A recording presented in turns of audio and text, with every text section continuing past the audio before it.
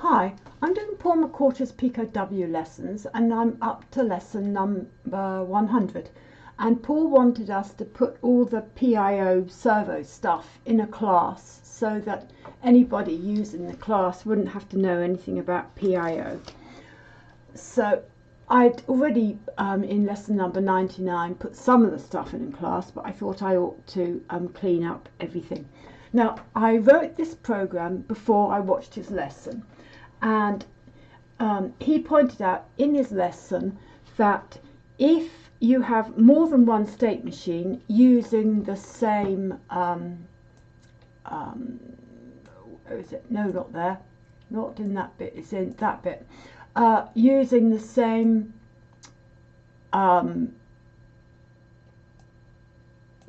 ASM_PIO bit, then it only uses up the number of instructions once. So for example, that takes 20 instructions, and if I had 3 of them, they would still only take up 20 instructions. And I thought, I didn't think that was true, but it is true.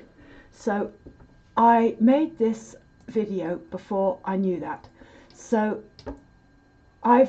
I'm just importing all the PIO stuff that I need, setting up the servos. This is all with pins. That's the only complicated bit, which is just when I'm using the potentiometer, I'm calculating the angle that I need.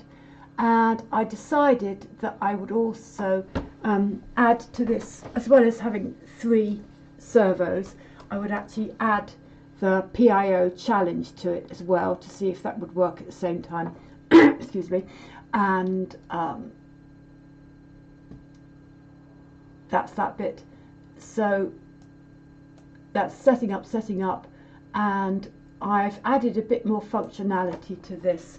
So for the servos, you can you set the start angle, the end angle, and then you have the step, and you can change the step, and I can also have the start angle greater than the end angle, if you know what I mean. So it's moving the first way, the other way around, and I can say I want it to do 3 times, for example, or stop, or go on forever.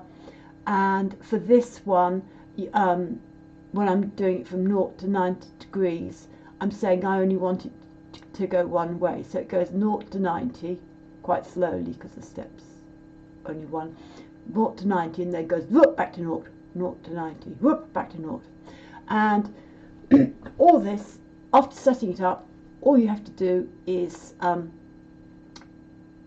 check each servo whether it's time to move, and then my 3rd servo I'm using with the potentiometer. So there I'm checking to see what value is on the potentiometer, and that's all simple. So this looks more horrendous than it did last time, because I've got 4 wires to go to the LEDs and 2 wires to go to the buttons, as well as my 3 potentiometers.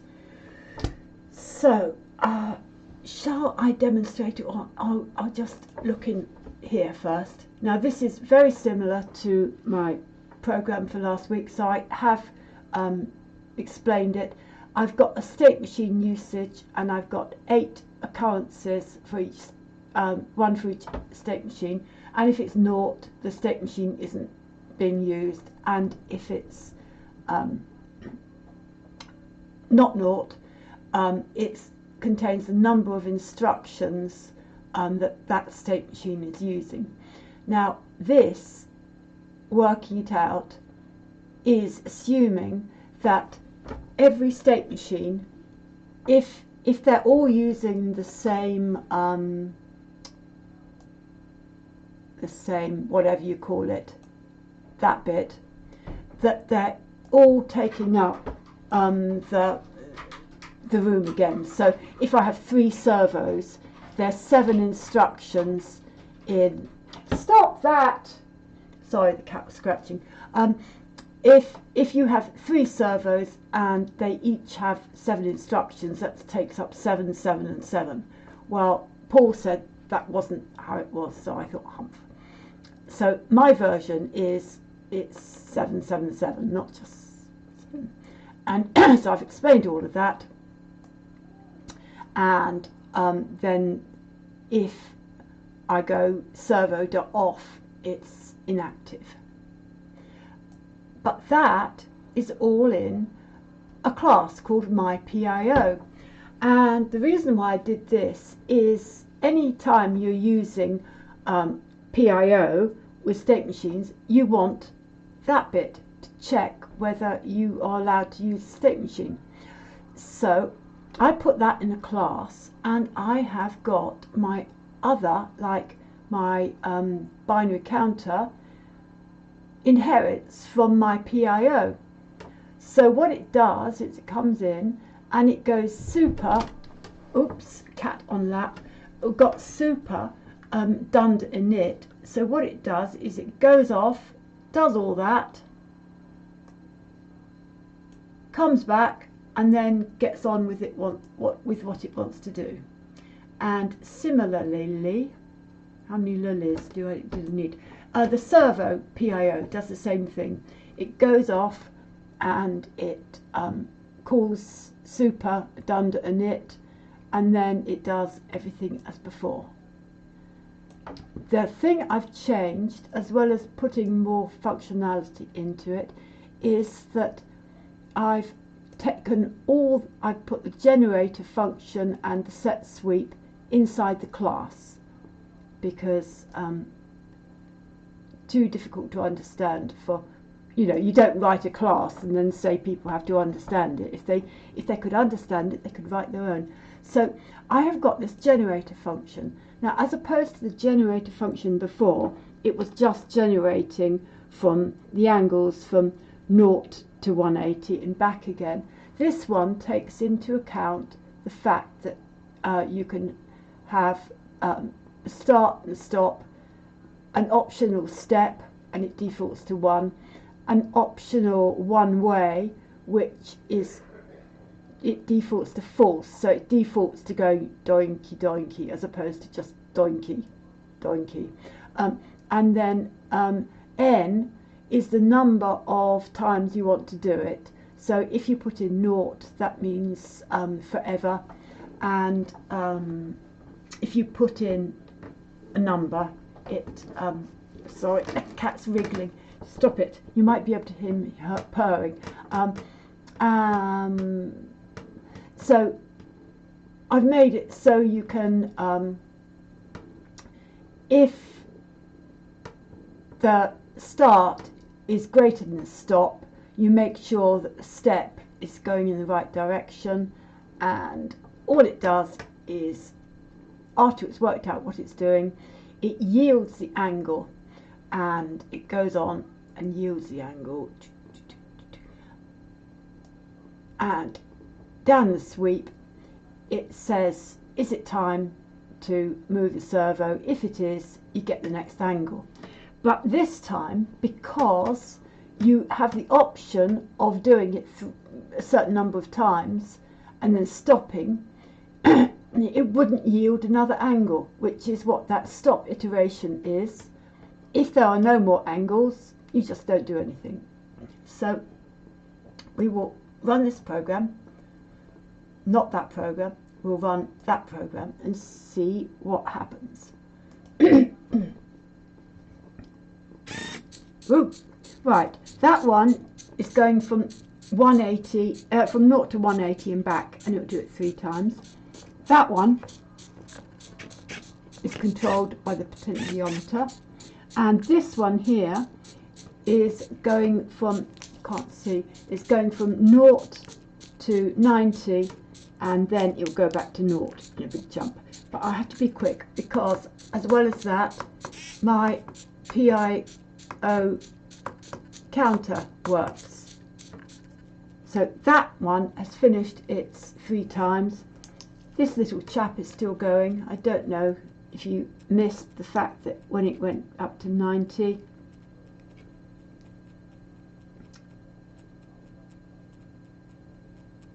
it goes like that, yeah. And then if you go Control C, it stops. I haven't reset the lights, I haven't reset the positions of the servos because I couldn't be bothered. Now, when I go print counter, it will print out information, as in it's a PIO counter. The first LED is on pin 0, the first button is on pin 10, state machine is 0, and it has 20 instructions. Then for all the servos it goes 18, 19, 20, state machines 1, 4 and 5, and they all have 7 instructions. So I thought, well, that works wonderfully, but Paul said that you only took up the space for that. You know, if you had 3 servos, it only took up the instruction set for 1 servo. So I thought I would change my program around. This is exactly the same, all of the everything, apart from the way that I find out whether I have room in the PIO block. I'll make that a bit bigger, I can't see it all. The PIO block. So I go in and I say, have I already got one? If I'm doing it for a servo, have I already got a servo in it, in that PIO block? And if I have, then I know I've got room, because I won't take up any more room, and then I just have to check whether there's a state machine available. But if it's the first time I've tried to add a PIO server, I have to check whether there is room, which is adding up the number of instructions for that PIO block, and then adding on the number of instructions that I want to add, and if it's less than or equal to 32, then there's room. And then I do the same. I check to see if there's a state machine available, and then I go through for PIO block 2. And so that is just the same as the other program, but instead of having a 0 and then the number of instructions, that is just a 0 if it hasn't been used and a 1 if it has. And then in the PIO block, it's a dictionary, which I will have, where is it? Can't see, where does it add it? PIO, oh, here, right. That is a dictionary. So PIO block 1 has the class, which is PIO Servo or PIO counter, and then the number of instructions of it in it. So that ought to work brilliantly. So we go into the program, and this is the same program, apart from I'm importing the thing that is that I just showed you, as opposed to the other one. And what we do, we go down here and we'll start off with it. Just, I'll take out everything to do with counter. That would help. Counter off. I think that will work. Right, we have 3 servos, and that is it. And I think that will work. We'll run it.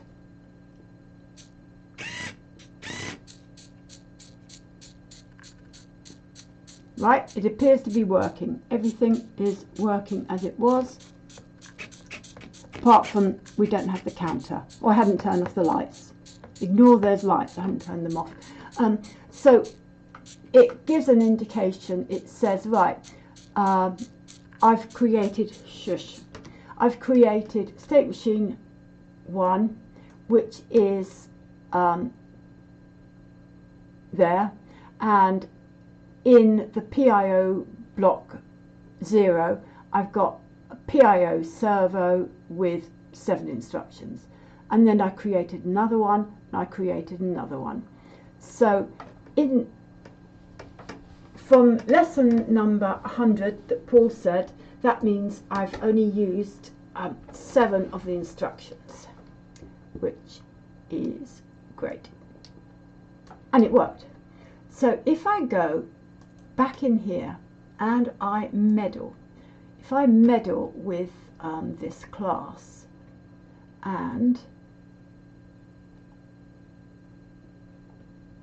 Peter Carlson will be pleased about this, if I add in here, it's very difficult to type with a puss on your lap, especially for Peter.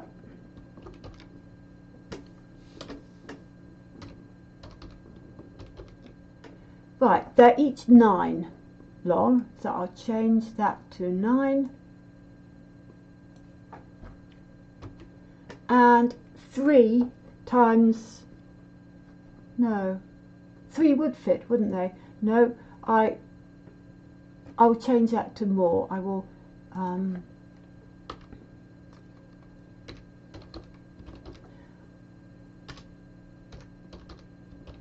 right, they are now 11.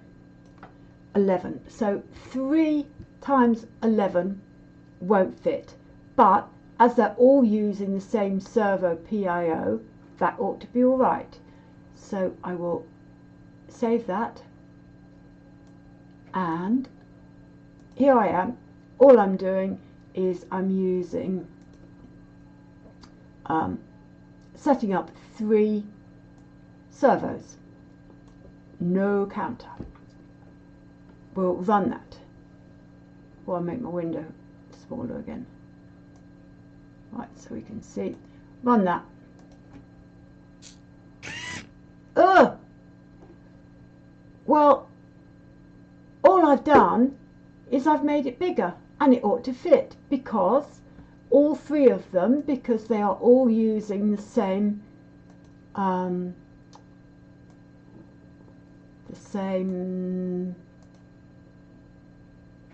that bit, it ought to all be in the same instructions. And I thought, what on earth is going on? And it's because you can't do that if you're using a class, because that servo PI_PIO isn't the same. That's in one instance of the class, then there's another one in another instance of the class, therefore it doesn't work. So the reason why, it was a happen chance that I did it right the first time, and what I want to know is, can you get it round it? Can you use a class and still be able to get it to kind of saying, oh yes, I'm using servo_PIO, I'm using servo_PIO, it's the same one. I don't know, and this is why I would like a little bit of help. Oh, sorry, cat emergency. Go on, off you go. So if I change that back to 7, and I get rid of those 4, and I'll save that, and I'll run it, and it works again, because 3 7s are 21, and 21 is less than 32. And I tried putting back in the counter. I can either have the counter up there or down there, but I'll try adding the counter. Now this worked before. It worked before with my other method. So have I got rid of everything? Right, we'll try running that. No, it won't, you see. Before, it My other program, before I realised that they overwrote the same area in the PIO block, it had room for 777, and then it said, oh no, I don't have room for the 20, I'll go on to the other PIO block. But because it was meant to be overwriting and it hasn't, it has gone wrong. So that is my investigation into it, that it will use the same area. If you're using the same assembler program, it will use the same area, unless you use classes, and then everything goes horribly wrong. Does anyone know how to get round this, or is this just a feature?